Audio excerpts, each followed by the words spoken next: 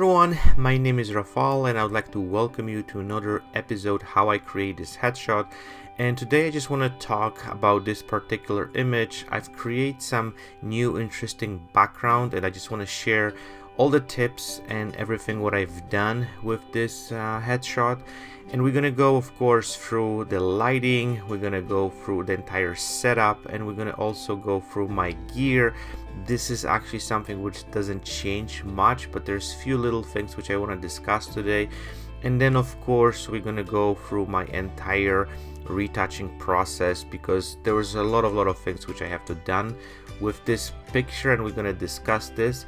So let's jump into right away the lighting and then the entire setup.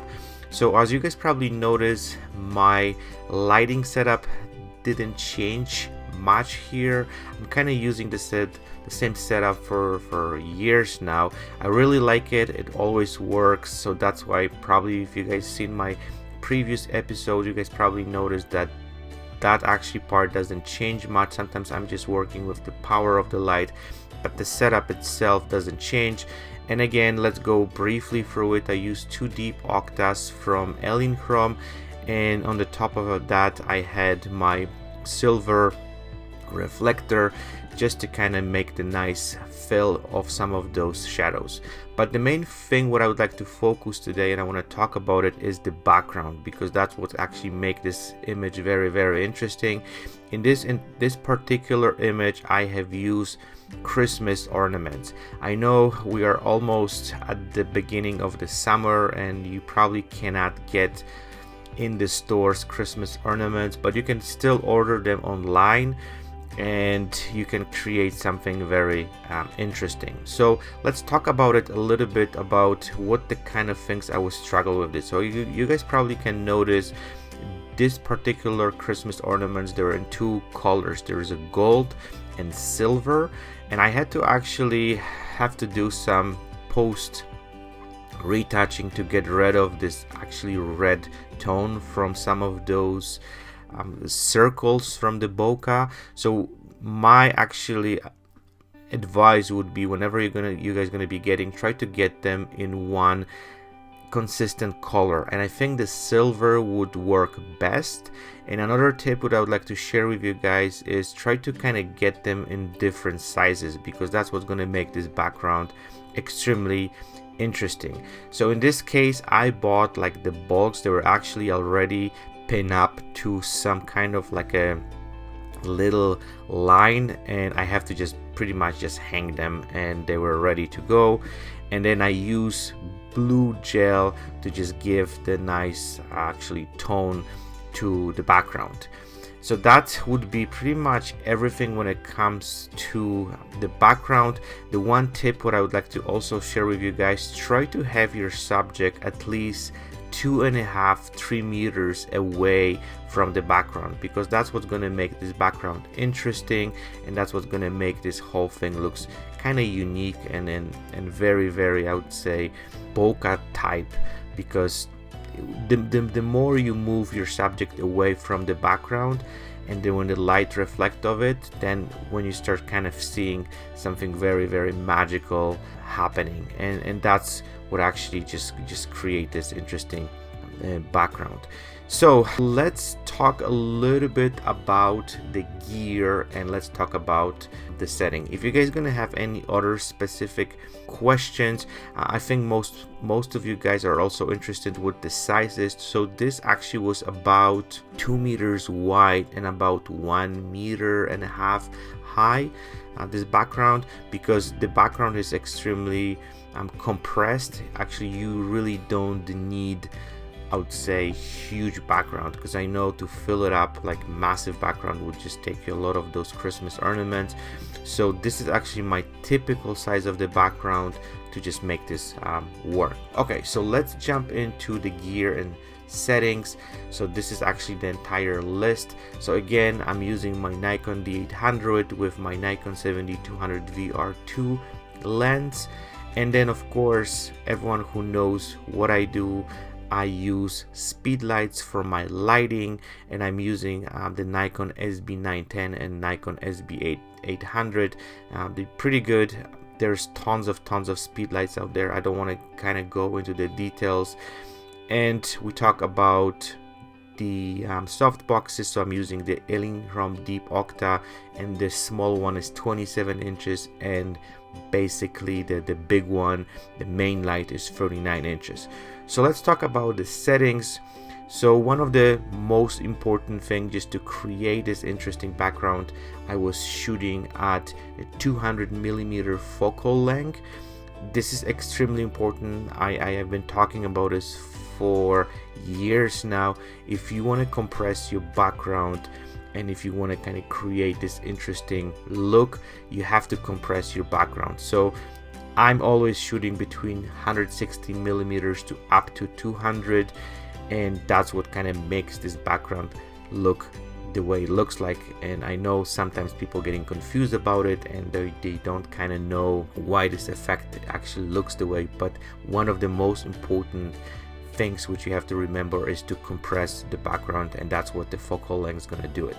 Okay, so the shutter speed was 1 to 250 of the second. I was shooting at f3.5, and the ISO was 160. And of course I was setting up my white balance manually. This is another, I would say, something which is extremely important, and a lot of people kind of setting up your cameras to automatic. I don't do that, because especially with the speed lights, when you don't have the modeling light, your camera is going kind of crazy and reads the light from different places, and sometimes you might get really kind of white balance all over the place. So I highly recommend it to pretty much set it up, this whole thing, manually. And 5000 Kelvin is usually my starting point. If you want to have this image warmer, then I'm going up. If I want to have this image cooler, go a little bit down, but the 5000 Kelvin is my starting point. And I think in this particular thing, you basically work ideally and basically make my white balance consistent, and I didn't have to kind of worry about this for my entire shoot. Okay, so let's go to the image itself. So this is actually a retouched image, and now we're gonna actually just go and see what I have to do. So this was actually straight from the camera, so you guys probably can see the colors a little bit off, and as you guys can probably see, there's those some of those circles from the bokeh are kind of red, and this is because, as I said, the Christmas ornaments, they were gold, and that's why I'm getting this kind of redness. And it's something kind of like important if you guys want to kind of avoid this issue and you don't have to kind of deal with this in post-production. I would highly recommend it to get those Christmas ornaments in silver color. Then whatever actually gel you put on your speed lights, this is going to be kind of much more clear, and you don't have to kind of worry about it. But it's kind of easy thing to kind of remove it. We'll talk about it and we kind of go through this entire process. So also you guys can probably see the skin is pretty kind of clean. She has some kind of issues on the top of her forehead. We tried to kind of fight this with the makeup artist. She had some kind of small and kind of, I don't know how you call it, the baby hair, and kind of doesn't look good, so we're gonna kind of have to kind of take care of this. The skin again looks pretty clean. There's not much. We're gonna do some dodge and burn, and then we're gonna do some additional stuff. So let's kind of go through this entire process step by step. So of course the first step, you barely can see it, but I actually just remove some of those things which kind of bugged me the most. So you guys can see there is some stuff, there's some hair around, there is some marks, there's some pimples, and actually the first step was of course to removing this whole thing and just kind of do just a general cleaning around and just removing things which kind of like they stand out and we need to kind of remove them. The next step, of course, as always, I'm doing dodge and burn. So you guys can probably see we kind of took care of some of those color deficiencies. We also took care of some of this kind of really harsh shadows underneath her eyes, and basically just kind of go through all over the image to just kind of like make this image and make the skin looks much more clean. The next step, of course, is making the eyes pop a little bit better.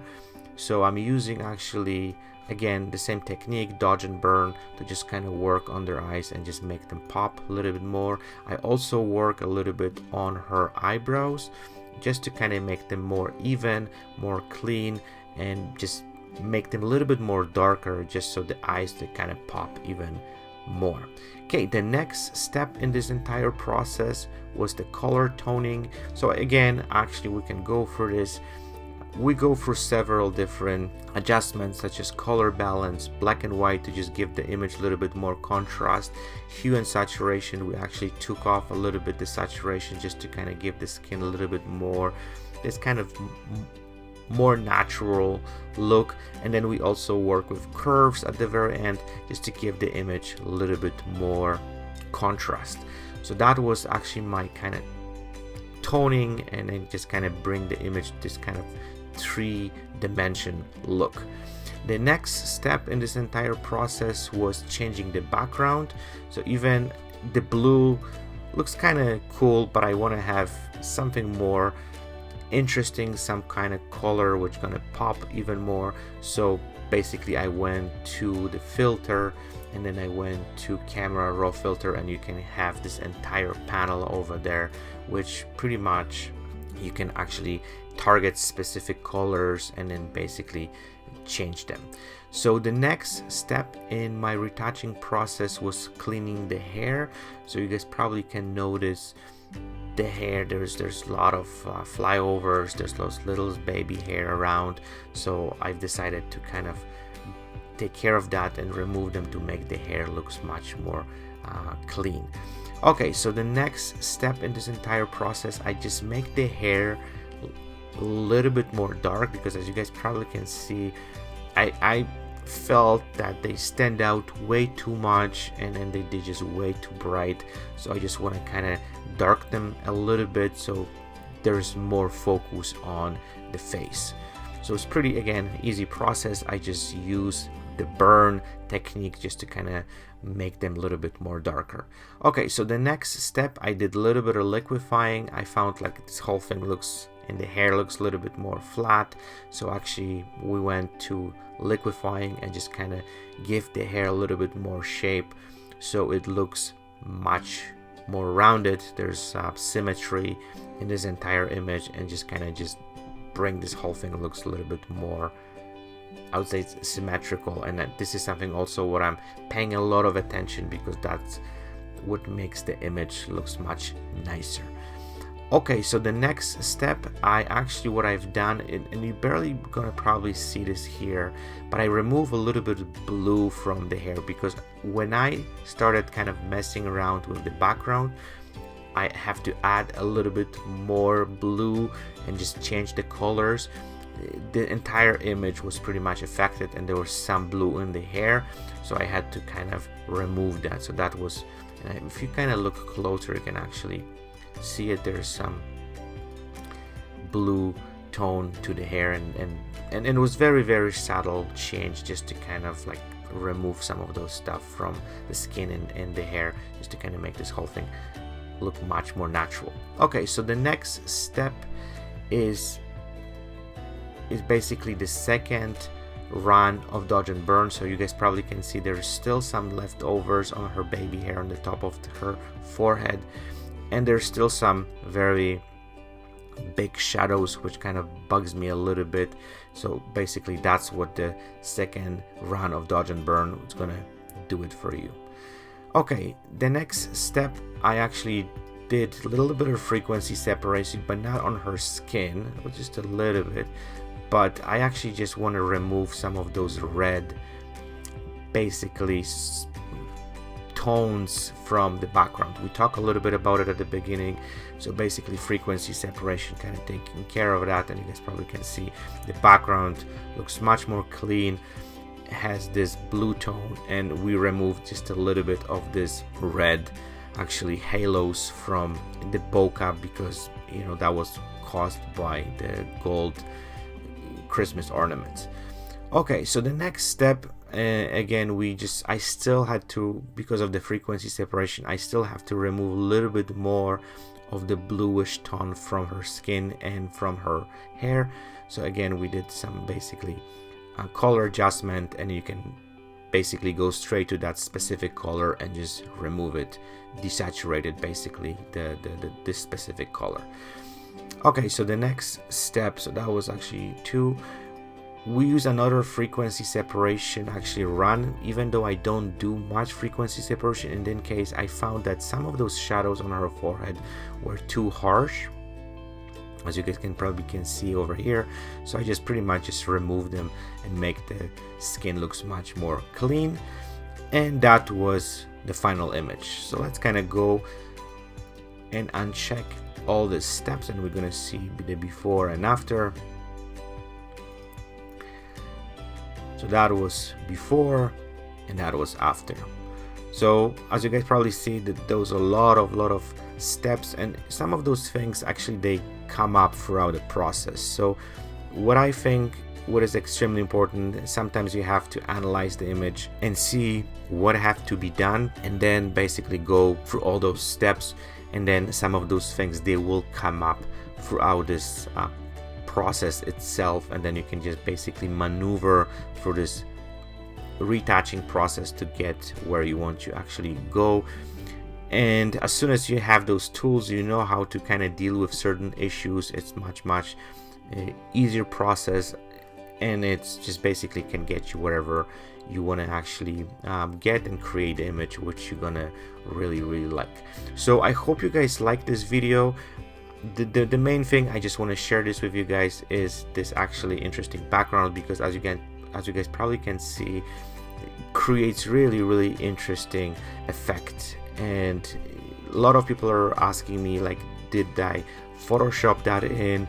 And you guys probably know, like, I'm not a big fan of cutting people out and putting specific backgrounds, because I think this looks sometimes really fake, and especially with you dealing with people who have some big hair and there's a lot of things going on, then it's not easy process. I prefer to basically create an image which simply you can kind of get straight from the camera and then work throughout the process just to kind of bring this image to another level. And I think those Christmas ornaments, it's just amazing way of creating something very interesting. And I deeply believe that it's even better than the aluminum foil, because it kind of gives you this really interesting, very natural bokeh, and it's kind of fascinating. So I'm gonna be talking in my next videos about some other stuff what you can actually do to improve this, but I think this is going to be a good starting point for you guys to create something different and something unique. Okay, I'm gonna stop here. I hope you guys liked the video. If you have any specific comments or any specific questions, please feel free to contact me. You guys know how to find me. And yeah, let's keep in touch, and I'll talk to you guys very soon. Bye bye.